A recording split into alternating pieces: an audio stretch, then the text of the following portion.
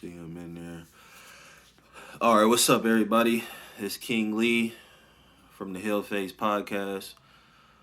Shout out to my brother Optimus, my co-host of the HeelFace podcast, a new podcast. Y'all be on the lookout for us. This right here is something. It's something new I'm doing. Um, I'm gonna try to do it every week.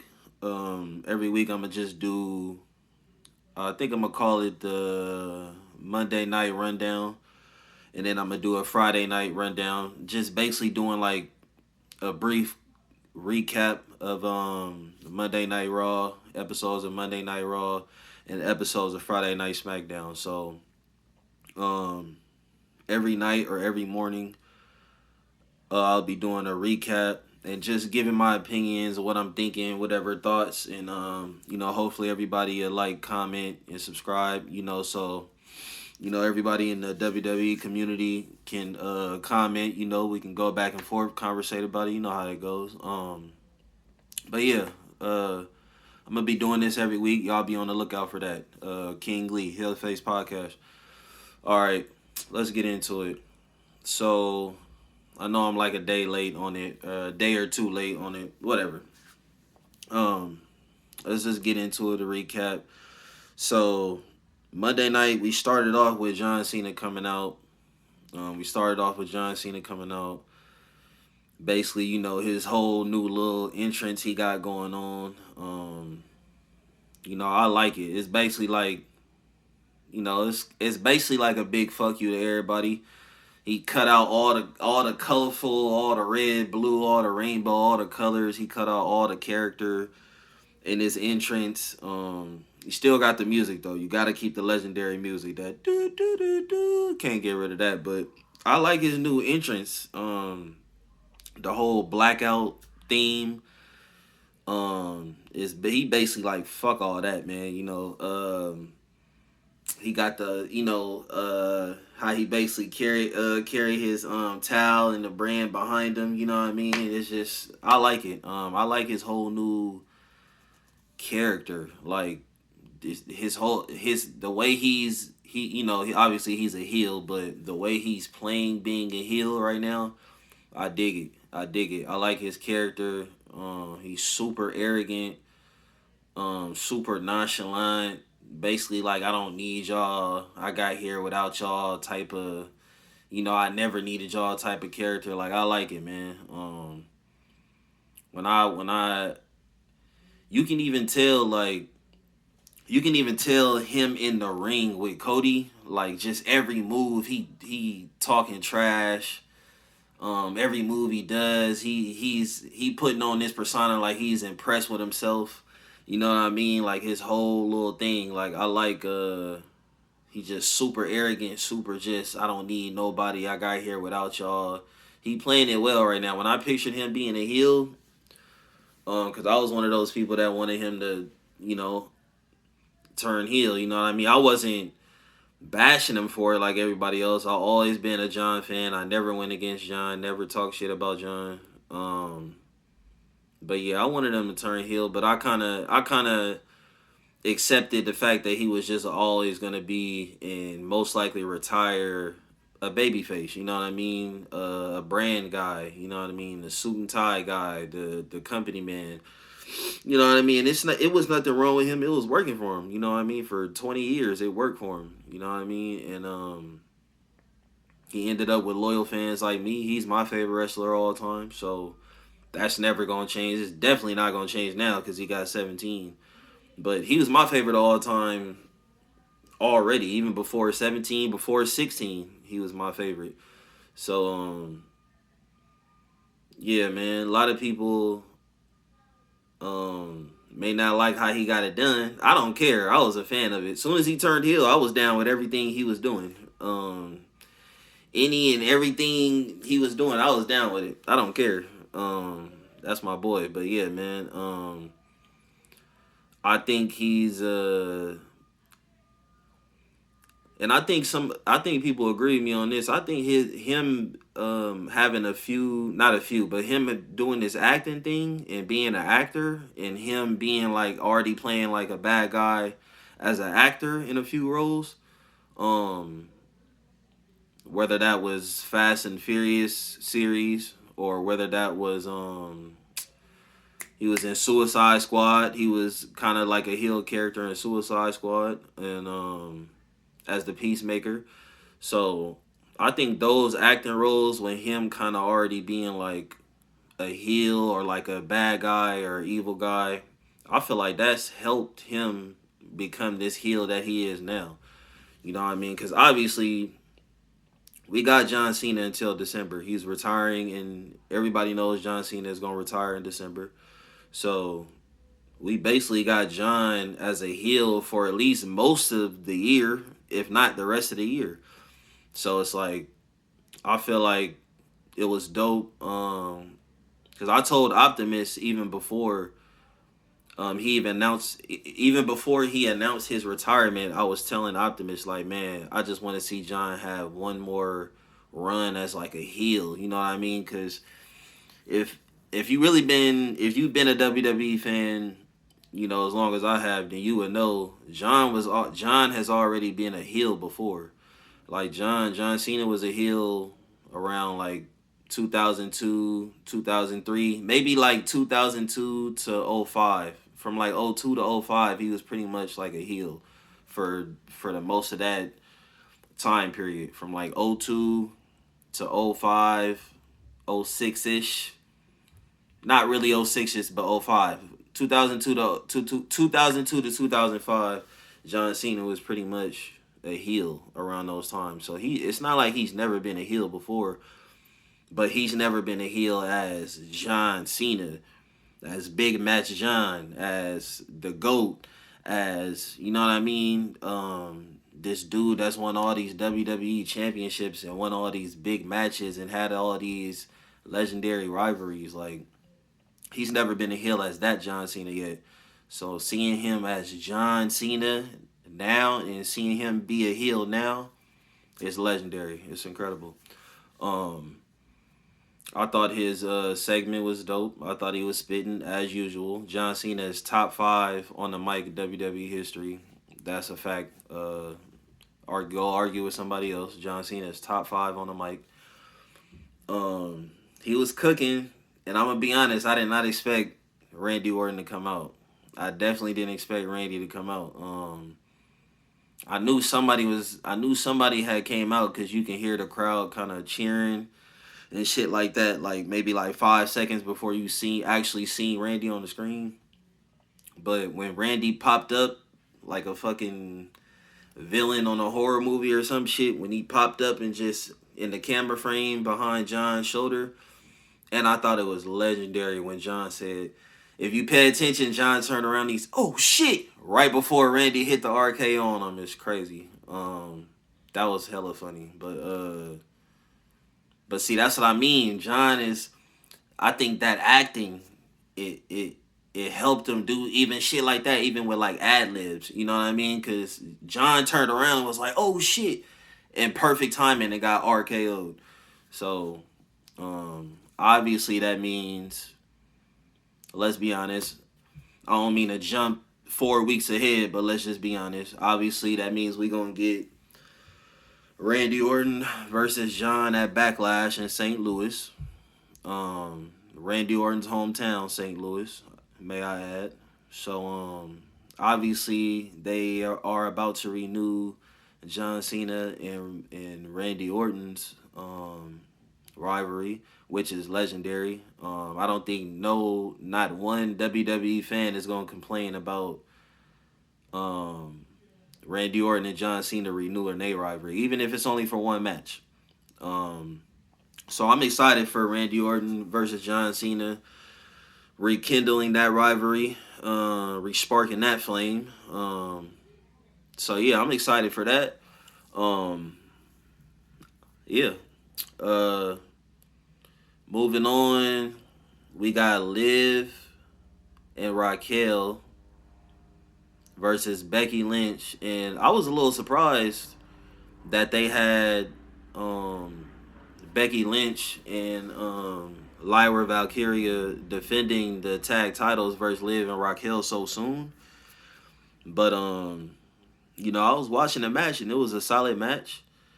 And I'm gonna be honest, Liv and Raquel winning the titles, I don't got a problem with that. I'm gonna be honest. I like the way it was rumored the end of last year that Liv and Raquel was gonna get a big push in 2025 as a tag team anyway.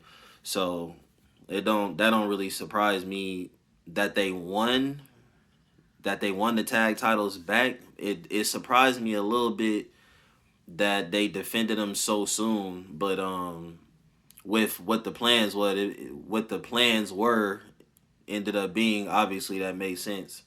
But specifically, I appreciate the fact that Raquel Rodriguez is getting a push right now. You know what I mean? Even if it's not as a singles competitor, which Raquel Rodriguez is a great, to me, she's a great singles competitor. She's a good powerhouse. The crowd loves her. She caters to the fans as far as like at least when she was a babyface.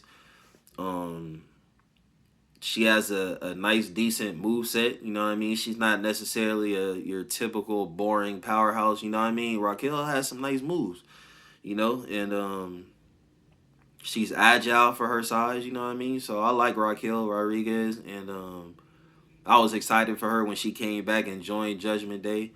I was intrigued on what her role was going to be. Obviously, she was going to be like most likely kind of like a powerhouse security blanket and enforcer for Liv, but I was kind of intrigued on, okay, what are they going to do more with her as far as like, because that was a big comeback for her, so because she was going for a while. I forgot how long she was going, but she was going for a while when she came back and helped Liv against Rhea. So yeah, I'm cool with Liv and Raquel winning the titles back. I think them getting a push as a tag team is well deserved. The Judgment Day has been one of the most consistent parts of Monday Night Raw for the last, at least for the last 3 years. You know what I mean? Judgment Day has been a big part, a consistent part of Monday Night Raw. So whether that's Edge's version of Judgment Day, whether it was Finn Balor's Judgment Day, whether it was the Terror Twins, Damian Priest's, and Rhea Ripley's Judgment Day, or the Judgment Day now, where it's Dirty Dom and Finn and Carlito, and you know what I mean. Yeah, Judgment Day has been consistent. They've been putting in the work. They've been definitely some of their workhorses on Monday Night Raw. And I feel like Liv, Raquel, having the tag titles, being 4-time tag team champions together, I feel like it's cool. If you were watching after the match, it seemed like Becky Lynch was going to pick up Lyra and, just have a camaraderie moment. Just to bring it in. We lost, it's all right, we'll bounce back type of moment. And I didn't expect it. Becky Lynch clothesline Lyra. And it was a mean clothesline, but it didn't knock Lyra out or nothing. So you could see Lyra on the ground just showing emotion like Becky, like what the hell? Like, what's going on? Like, you can see Lyra, like you can see the emotion in Lyra, like, damn, Becky, like, what's going on? And Becky just going off in her face, like, stupid bitch. You know what I mean? And I was like, damn. And then it looked like Becky was about to leave the ring. She turned around, picks Lyra up, and hit her ass with the manhandle slam. Picked her ass up again, hit her with another manhandle slam. I'm like, damn. And it's and it's crazy. Like, WWE fans so crazy, man. They cheering one more time, one more time, one more time. Obviously, catering to the fans, you know what I mean? She probably was gonna do it anyway, but Becky went back in the ring, picks Lyra up, gave her a third manhandle slam. And now, obviously, that's going to kick off a rivalry between Becky Lynch and Lyra Valkyria. Me personally, if they gonna do the match wherever if they do the match, basically Becky versus Lyra Valkyria at Backlash. Once again, I don't mean to jump ahead, but let's just be honest. Real WWE fans, we know what's going on. We know where these storylines head. They head to pay-per-views. You know what I mean? They head to the PLEs, and the next PLE is Backlash. So with that being said, um, with that being said, if they do Becky Lynch versus Lyra Valkyria at Backlash, I'll be honest. I can see Becky Lynch winning the women's Intercontinental Championship. And it's no knock on Lyra, but I just think Lyra, her run hasn't really been nothing special so far. You know what I mean? Her run hasn't been anything special. I think that, or maybe she retains, and maybe this is the rivalry that she needs to kick off her run. You know what I mean? But so far,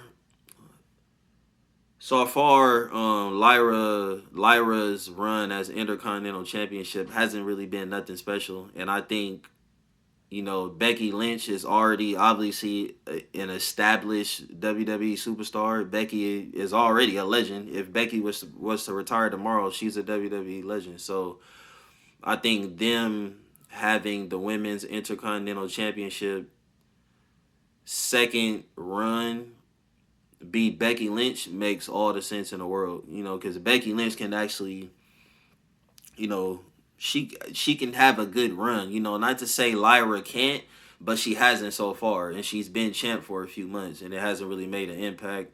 She's the first women's intercontinental champion, and it hasn't really made the impact that maybe it should have. And that's not to blame her. You know what I mean? But it just hasn't. And Becky Lynch can be, she can make the women's intercontinental championship. She can raise its status. You know what I mean? And she can make it relevant. And she can put eyes on it, put more eyes on it, and make people appreciate the women's intercontinental championship more. You know what I mean? So that's that. Next on the agenda, something I definitely didn't expect. I've been seeing rumors on it. The past few months, but it didn't really seem like nothing serious. But I knew it was something that was inevitable, you know what I mean? Because of the whole contracts in the other company. I knew it was something that was going to be inevitable. So you got Rusev is back in the WWE. Rusev Machka. You got Rusev back in the WWE. Me personally, I dig it. I think it's dope to see Rusev back. Rusev looking like an animal right now. He looking like he in the best shape he's ever been in. No diddy. Rusev look good, man. His moves look sharp, even though it wasn't a match. You know what I mean? It doesn't matter though. You just him doing his moves on Otis and unfortunately my boy Tozawa. His moves look crispy. He looks strong. He looked ready to go, man. And I'm excited for Rusev to be back. Hopefully they don't fumble the ball with him this time, because I feel like Rusev's first year or two when he was in the WWE before, years ago, I feel like what they did with him for like the first 2 years was great. It was perfect. He had a good run. He was undefeated for, I don't know, a year plus. He was dominant. And I just felt like once the whole Rusev Day thing kind of started to die out and the booking started to get worse and stuff like that, he kind of lost his touch with the fan. It just kind of died out naturally. It's not really Rusev's fault, but I think him leaving, going to the other company, kind of reinventing himself over there, and then being done with them, having a little time to himself. Now he's back and he looks healthy. He looks good. He looks crisp. He looks strong. I'm excited for Rusev. So that was dope. New Day. Shout out to the New Day. I'm also kind of similar to how I feel about John. Having one more run as a heel is kind of like the same way I feel about the New Day, and I'm excited for the New Day to have this title run for them as heels. You know what I mean? Even though I don't appreciate the way they became heels, doing my boy Big E like that. Shout out to Big E. Uh, but I do. I think it's dope the fact that New Day is taking on these new roles as heels. They cocky, they arrogant, they flashy with they new, the way they wear their clothes now and stuff. You know what I mean? So, I think it's dope that New Day. The match at WrestleMania was kind of mid. I didn't really like the ending, like how it ended, especially it being a title match. I felt like that match should have had some kind of stipulation to it too as well, but especially with them just having a match with them the week or 2 weeks prior, but whatever. I think it's dope that New Day are the champions, and I think it's dope that they get to have this title run as heels. And I think they've been doing good as heels so far. Sometimes when you've been a heel for so long and then you turn babyface, it doesn't really like come off how maybe planned, you know what I mean? And sometimes people may, you know, these superstars are heels and people want them to be baby faces, but then when they turn baby faces, it's like, it doesn't really come off natural, you know what I mean? And sometimes a baby face can turn heel and that doesn't go as planned because, some baby faces are really just natural. They natural baby faces. They natural nice guys. And it's hard for them to be a heel, you know what I mean? So sometimes it don't always come off natural, a baby face turning heel. But yeah, I think the New Day were baby faces for so long. I think they were baby faces for at least 6-7 years straight. They were baby faces, so you know, them being heels now, they've been doing good so far. It seems natural, in a good way. You know what I mean? So yeah. Moving on. The match between Stephanie Vikier and Io Sky, that was a good match. I think it was kind of.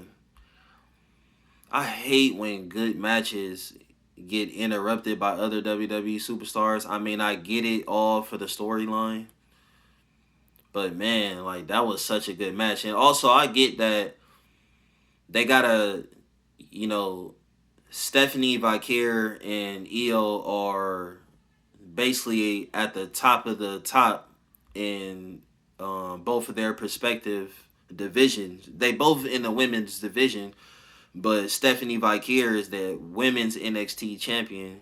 Io Sky is Monday Night Raw women's world heavyweight champion.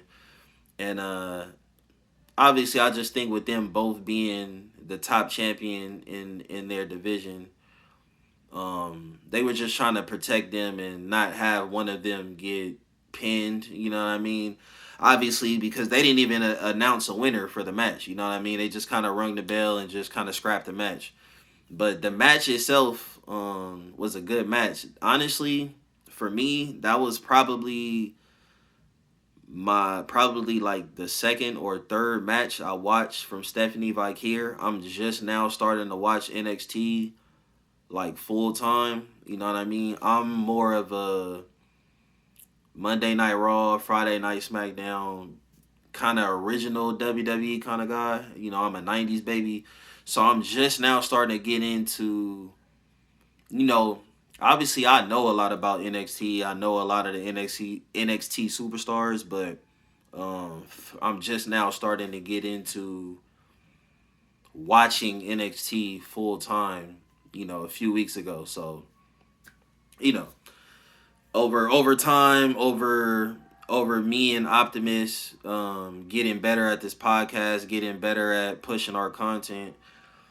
I'll have more and more knowledge about NXT, and then obviously maybe, hopefully you guys in the comments and on social media can help me with a lot of stuff in NXT and help me learn more and more stuff about NXT.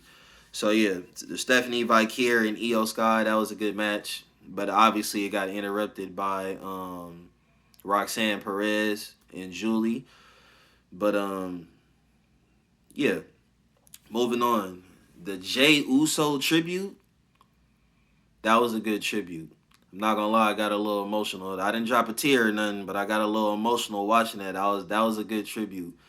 And shout out to Macklemore too for Macklemore got some good music. He get a bad rap just because he comes off as one of these corny rappers.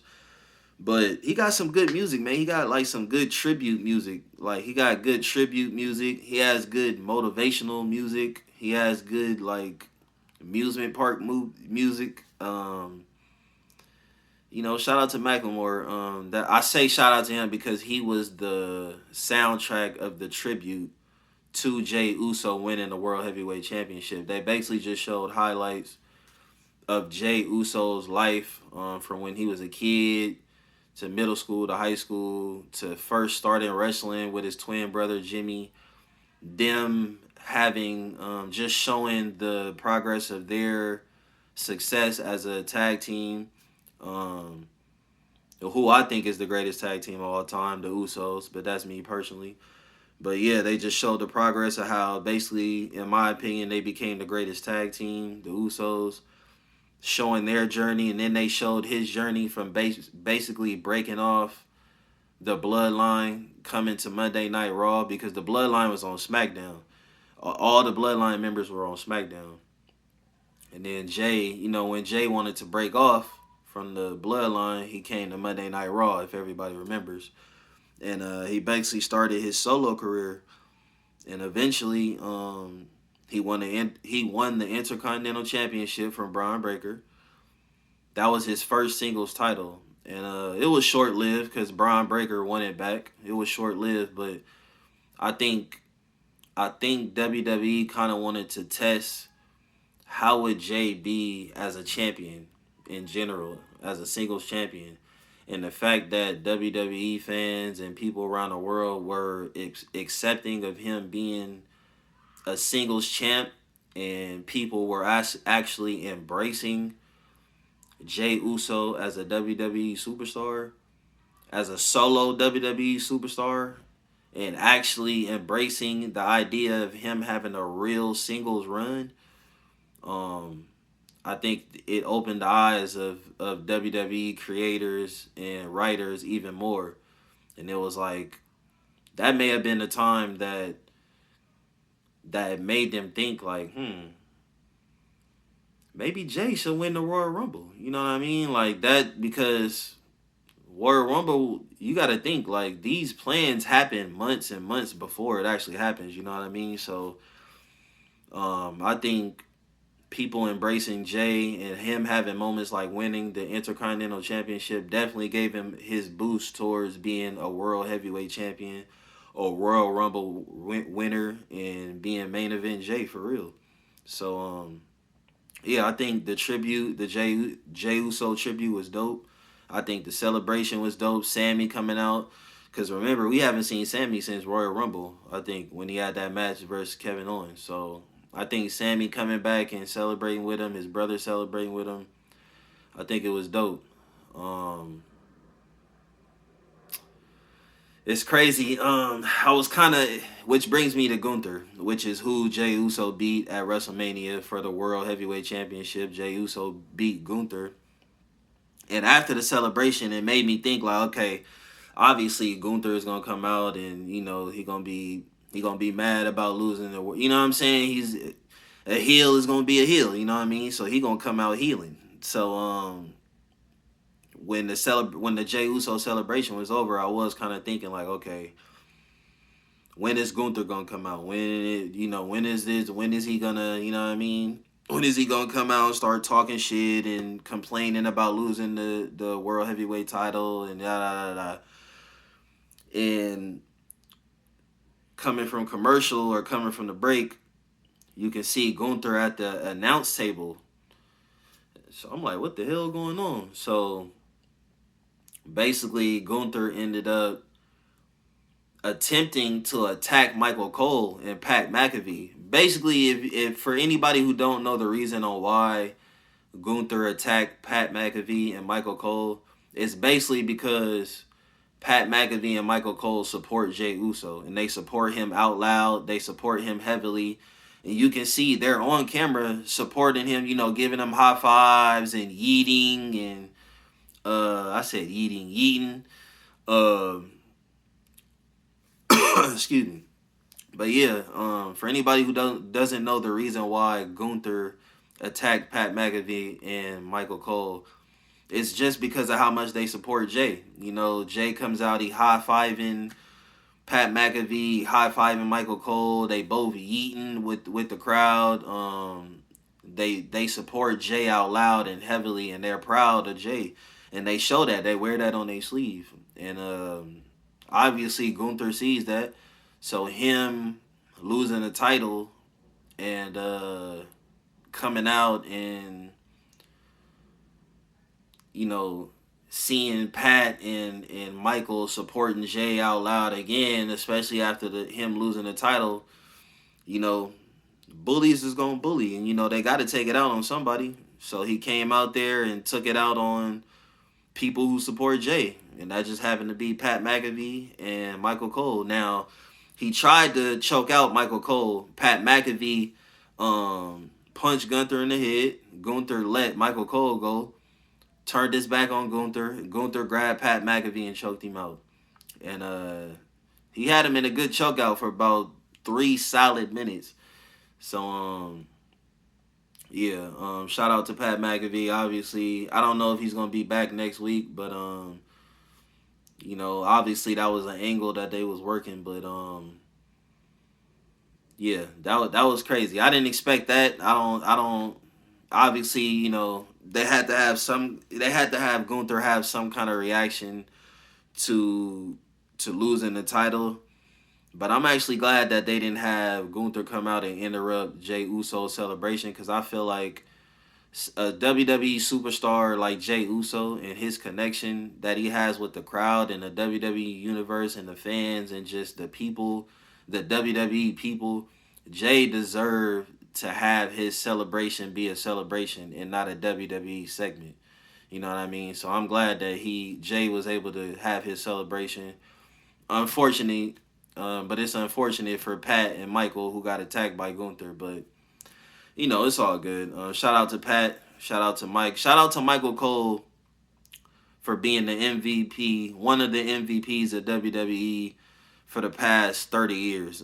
Michael Cole is my favorite WWE commentator of all time.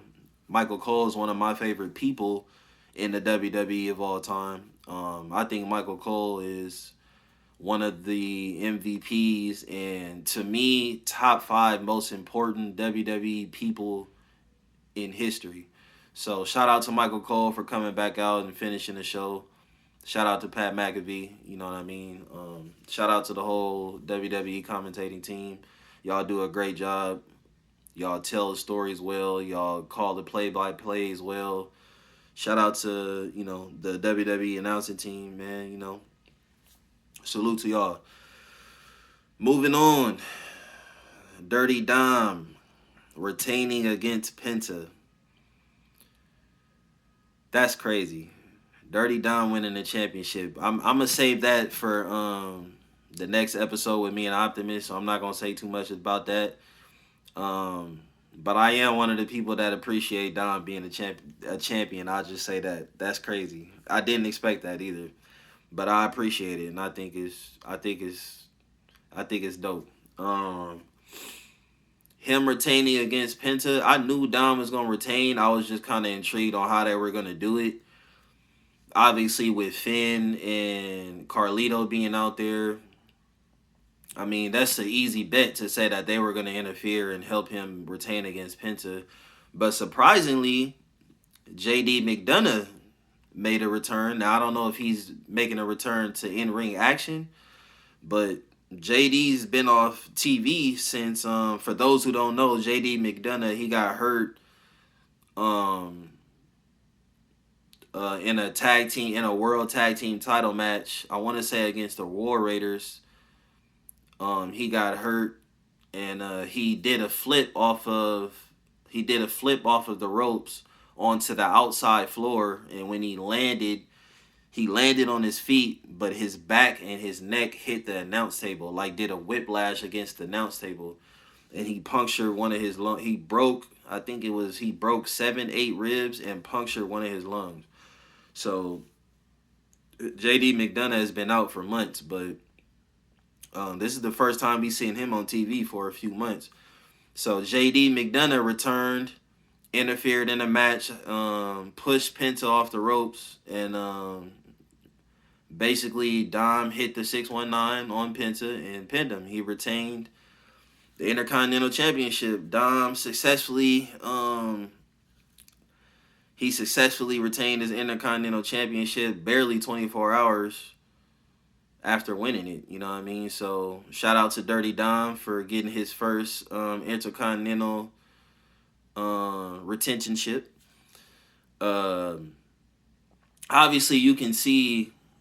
Obviously, if you pay attention, you can see that Finn Balor basically didn't know that JD McDonough was coming back. So now that's a whole new angle of them starting to push Finn out of Judgment Day. Is now it's like, now he's going to feel like, okay, now y'all not even communicating with me on plans. Like, you know, y'all steady trying to bring in new members. You trying to recruit people that I'm not okay with. I'm telling you, we don't need more people. Less is more. Y'all still want to expand.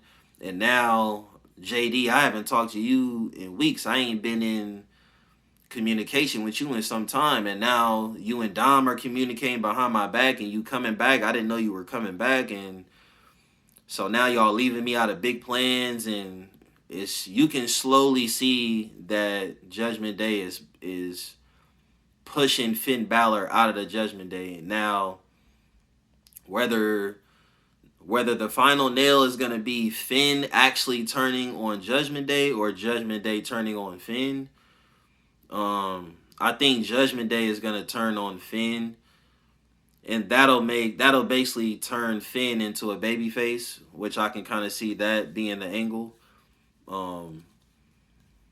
So yeah, man, I'm just interested to see where they're gonna take this whole.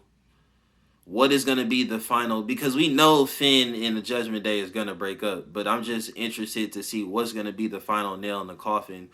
Who's actually gonna turn on who, and how they're gonna go about doing it. I'm also interested in where they're taking this AJ Styles and Karrion Kross angle. Like, I don't know. Karrion Kross just keeps popping up in people's storylines randomly throughout the last year. And it's random as shit. And I don't understand. But it seemed like they've been focusing on Karrion and this Karrion and AJ angle a little bit more than the others. So I don't know. I'm interested to see where they take that. But yeah. Final topic, definitely is last but definitely not least. We got the final segment with my boy.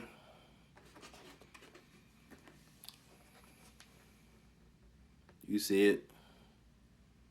You see it. Y'all see it. Yes, sir. I figured it was fitting for me to bring Seth with me on this first edition of the Monday Raw Rundown with King Lee. Shout out to my brother Optimus. HeelFace podcast. Y'all be on the lookout for us. Like, comment, subscribe to the channel. Thank you. And on all not all social media right now, we just on YouTube and Instagram, but we will be on all social media. Look out for the HeelFace podcast. But I thought it was only fitting that, you know, I brought Seth Rollins with me, you know, for this last segment. Every episode or every rundown that I do, I'm gonna try to bring out, you know, one of my buddies with me. You know what I mean? Today I brought out Seth. And the final segment landed like the last 15, 20 minutes of Monday Night Raw. Basically, Seth came out and basically was ready to plant his flag as the top guy of the future of WWE. Which is, it's funny to say because we all know Seth got about 4 or 5 years left in him, but you know you can still consider that the future. And as long as Seth is wrestling, Seth is going to be a top guy in WWE. So, Seth basically came out and started to gloat and brag and boast about his WrestleMania win. He was getting ready to plant his flag. CM Punk came out and they got the squabbling off tops, no words, no nothing. CM Punk came out, basically stomped Seth. He got Seth in the corner, stomped Seth ass out, turned around and looked back at Paul Heyman big ass, and he was going to get Paul Heyman. He snatched Paul Heyman up and was finna whoop Paul Heyman. Seth grabbed him, raked his eyes, and hit a stomp on him. And he stood over CM Punk. Paul Heyman got the mic. Paul Heyman talking his shit. You know, Seth get the gloating. You know, basking in his conquering over CM Punk. You know what I mean? Next thing you know, you hear that Tribal Chief music. Tribal Chief come out, whoop Seth Rollins' ass, hit him with a spear. And this also threw me off. This surprised me. Roman Reigns was getting ready to hit Seth with another spear, and out of nowhere, Braun Breaker.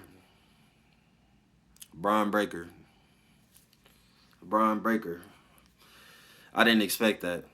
So basically, Braun Breaker spears Roman Reigns. Then Roman Reigns and Braun Breakers end up outside of the ring. Braun Breakers runs around, you know, do that whole running back lap around the whole ring and spears Roman Reigns through the barricade. And at the end of the episode, you got Braun Breaker, Seth Rollins, and the wise man Paul Heyman. So basically, it's obvious that Seth is building a new faction. Now, I don't know if it's just going to be those three, Paul Heyman, Braun, and Seth. I'm pretty sure they'll add at least one more person to make it, you know, a 4. Because usually factions are at least 4, you know what I mean? 2s and 3s are usually just a tag team or a group, but a faction is usually 4. So I can see one more person joining Paul, Braun, and Seth. I just don't know who it's going to be. Maybe Bronson Reed.